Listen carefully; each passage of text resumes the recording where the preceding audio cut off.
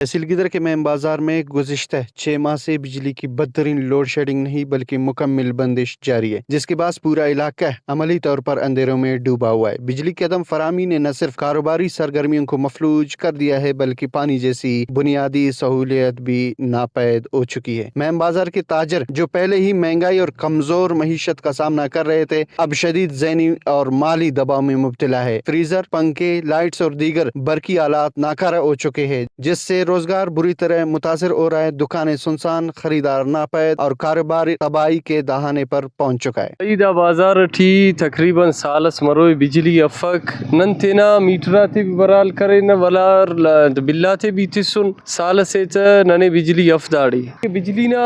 दुकान रे दाड़े पेन दुकान रे बेकरी करे कुल रे दाड़ी बिजली अफक दाड़ी ननी सहूलत मिलेंगी अफ अर चुंका गिड़ा के ननी इनुई तमिक सूराब दाका 20 किलोमीटर मुर्री अच्छा चुंका गिड़ा के ननी सूराबा भाई इनिंग टियूं दाख तकलीफ मतलब यखटी दान थटी